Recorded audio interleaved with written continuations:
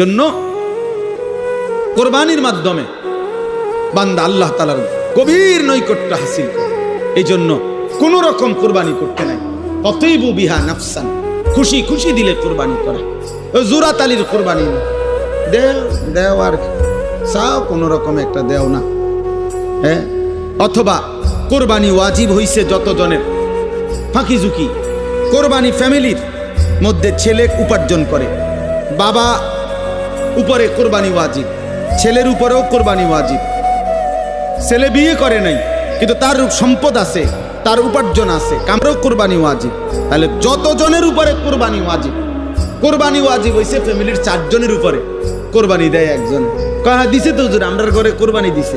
না না, আপনার ঘরে গোস্তের ব্যবস্থা হয়েছে, এইটা কোন মিয়া? আমরা বুঝি না মিয়া।